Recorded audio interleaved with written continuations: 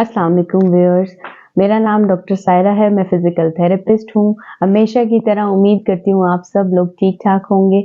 आज हम बात करेंगे बोन डेंसिटी के ऊपर।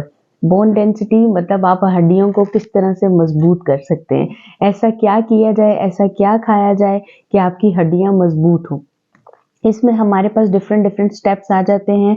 मैं पहले स्टेप्स आपको बताऊंगी, फिर इनमें हम डिटेल में बात करेंगे कि हर स्टेप में हमें करना क्या है, और लास्ट में जो मैं आपको एक मैजिकल इंग्रेडिएंट बताऊंगी, इसको देखने के लिए वीडियो को एंड तक जरूर देखिएगा। सबसे पहले हम बात करते हैं रेगुलर एक्सरसाइज की। जब भी एक्सरसाइज की बात हो तो लोग कहते हैं एक्सरसाइज कौन करे, वीडियो को आगे कर दो, बस इधर उधर कर दो, एक्सरसाइज कौन करे। एक्सरसाइज करना कोई मुश्किल नहीं है, कोई बड़ी बात नहीं है। एक्सरसाइज करने के लिए आपको ये जरूरी नहीं है कि आप उठे हैं अपने सुबह सुबह जल्दी अपने घर के काम करने हैं। अगर कोई हाउस होल्ड वूमेन है और अगर कोई स्टूडेंट लाइफ में है तो उसे जल्दी अपनी यूनिवर्सिटी कॉलेज स्कूल में जाना है, वो सब यही सोचते हैं कि हम किस वक्त एक्सरसाइज करें, हम क्या करें। तो एक्सरसाइज करने में आपको ये है कि सिर्फ आप हल्का फुल्का एम्प्टी स्टमक के साथ हो तो आप अपनी एक्सरसाइज कर सकते हैं। एक्सरसाइज में ये है कि आप रूम में बैठे हुए आप जंपिंग करें, आप स्किपिंग करें। अगर आपके पास स्किपिंग रोप नहीं है तो आप जनरली एक्ट करें कि मैं स्किपिंग कर रहा हूँ। आप जल्दी अपनी लेग्स, दोनों लेग्स को उठाएं, और अगर आप वो नहीं कर सकते, आप सिंपल जंपिंग करें, जंपिंग जैक्स करें। आप रेगुलर एक्सरसाइज में अपने हल्के हल्के अपने शोल्डर्स को मूव करें, आप अपने हैंड्स को शेक करें, इस तरह करके आप अपने लेग को मूव करें। आप अपने नीज को इतना उठाएं कि वो आपके चेस्ट के करीब करीब तक टच हो। अपने इस तरह से जैसे कि वो परेड में वो अपने लेग्स को मूव करते हैं ऊपर और नीचे, इस तरह से मूवमेंट दें। इन सब चीज़ें कोई मुश्किल नहीं है। ये आप घर आकर अपने वर्क प्लेस से घर आकर, अगर आप स्कूल जाते हैं तो वहां से घर आके ये सब छोटी मोटी एक्सरसाइजेज आप कर सकते हैं। क्योंकि जब आप जंपिंग करते हैं तो हर हिट पे बोन से ब्रेन को मैसेज जाता है, और वो मैसेज आपकी बोन के लिए बहुत फायदेमंद होता है। आपकी बोन स्ट्रांग होती हैं, और 20 से 30 जंप्स जो हैं वो बहुत नॉर्मल है। आपको एक दिन में 20 to 30 जंप्स करने चाहिए। लेकिन अगर वो मेरे व्यूअर्स जो ओल्ड एज में हैं, जिनको ऑस्टियोपोरोसिस या ऑस्टियोआर्थराइटिस की कंप्लेन है, वो थोड़ा सा देखभाल के इसको मूव करें। मतलब वो इस चीज का ख्याल रखें कि अगर वो बहुत ज्यादा जंप करें या इस तरह एग्रेसिव एक्सरसाइज करें तो उनकी बोन्स ऑलरेडी वीक है। सबसे पहले वो अपनी बोन की को स्ट्रॉन्ग करें, बोन के अंदर वो सारे वाइटामिन और मिनरल्स को ऐड करें, और उसके बाद जो है वो हल्की हल्की जंपिंग एक्सरसाइज पे आए। उनके लिए बेहतर ये है कि वो ब्रिस्क वॉक कर लें, नॉर्मल वॉक कर लें, थोड़ी हल्की फुल्की अगर वो रनिंग कर सकते हैं तो वो करें। बाकी वो अपने सारे जॉइंट्स की मूवमेंट को मेंटेन रखें। ये था एक्सरसाइज का पोर्शन। एक्सरसाइज को आपने स्किप नहीं करना, क्योंकि एक्सरसाइज करने से ही आपके मसल जो है वो पुल होंगे, और मसल पुल होंगे तो आपके जो बोन है उसको मैसेज जाएगा, बोन को भी वो स्ट्रॉन्ग करेंगे।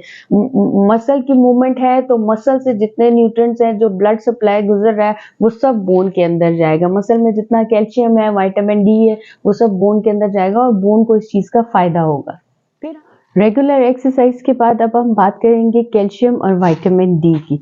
कैल्शियम और विटामिन डी के लिए हमें क्या क्या लेना चाहिए, डाइट में क्या क्या करना चाहिए। कैल्शियम के लिए हमें लेना चाहिए डेयरी प्रोडक्ट जितनी भी हैं, जैसे दूध है, दही है, पनीर है, चीज़ है। इसके अलावा हमें ग्रीन लीफ वेजिटेबल का इस्तेमाल करना चाहिए। ग्रीन लीफ वेजिटेबल जो है वो आप फ्रेशली सैलेड में भी काट कर यूज़ कर सकते हैं, और इन्हें कुक करके भी खा सकते हैं। जिसमें हमारे पास पालक है, हमारे पास ब्रोकली है, उसको आप सैलेड में यूज़ कर सकते हैं। इसके बाद हमारे पास सीड्स आते हैं। सीड्स की बात मैं आगे जाके डिटेल में आपको बताऊंगी कि हमारे पास सीड्स में जो है वो बहुत तादाद में कैल्शियम, मैग्नीशियम और प्रोटीन होता है, और सीड्स को हमने किस तरह से इस्तेमाल करना है। और इसके बाद हमारे पास आ जाते हैं नट्स। नट्स का इस्तेमाल भी ज़रूर करें। दिन में जो है वो आप कुछ अमाउंट जो है वो बादाम की ले लें, काजू खा लें और किशमिश खा लें। इन सब में जो है हमारे पास कैल्शियम है, मैग्नीशियम है, आयरन होता है। ठीक है। इसके बाद हम बात करेंगे मैग्नीशियम की। मैग्नीशियम भी उतना ही इम्पोर्टेंट है हमारी बोन के लिए जितना कि कैल्शियम और विटामिन डी इम्पोर्टेंट है। मैग्नीशियम में हमारे पास जो है वो मैग्नीशियम रिच फूड जो है वो हमारे पास आ जाते हैं। बनाना है, बनाना का इस्तेमाल बहुत ज़्यादा रखें। अक्सर जिन लोगों को मसल क्रैम्प्स पड़ते हैं वो मैग्नीशियम की कमी की वजह से पड़ते हैं। अगर मैग्नीशियम की कमी को पूरा करने के लिए आप दिन भर में 2 बनाना ले लेते हैं तो बहुत है। अगर आपको इससे ज़्यादा कमी फील होती है तो आप ज़्यादा बनाना का भी इस्तेमाल कर सकते हैं। उसके अलावा आप डेट्स खजूर खा सकते हैं। खजूर में कैल्शियम की तादाद बहुत ज़्यादा है। अपनी डाइट में खजूर को ऐड करें। दिन में किसी भी हिस्से में जो है वो आप सुबह में, शाम में आप खजूर खा सकते हैं। इसके बाद हम बात करेंगे प्रोटीन में। प्रोटीन भी हमारी बोन के लिए उतनी ही ज़रूरी है जितना कि हमारे पास विटामिन डी, कैल्शियम और मैग्नीशियम ज़रूरी है।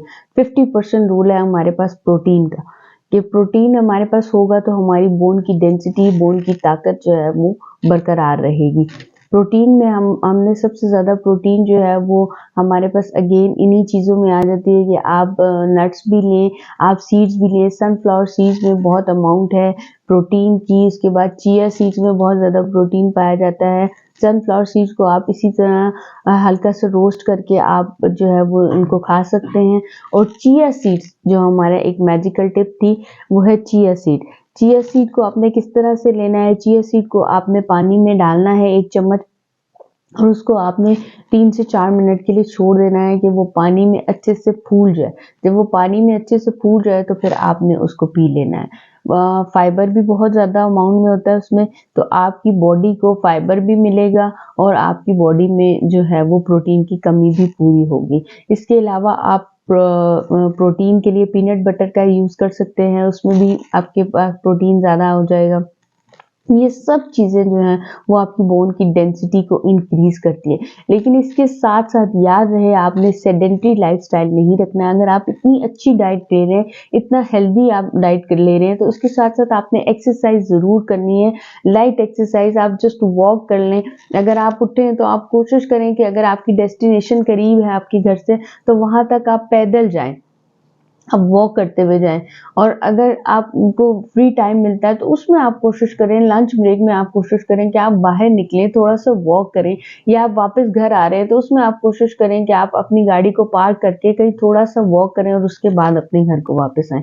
तो इतनी हेल्दी डाइट के बाद सेडेंटरी लाइफ़स्टाइल अगर होगा तो वो सब चीज़ें आपकी बोन तक नहीं पहुँचेंगी, बल्कि बॉडी उसको यूटिलाइज़ करेगी नहीं, क्योंकि जब बॉडी में फिज़िकल एक्टिविटी नहीं होगी तो वो सब चीज़ें डिपॉज़िट होती रहेंगी, बल्कि उनका यूटिलाइजेशन उनकी नहीं होगी। इसके साथ ही मैं आपसे इजाज़त चाहूँगी। अगली वीडियो में और इन्फॉर्मेशन के साथ मिलते हैं। तब तक के लिए अल्लाह हाफ़िज़।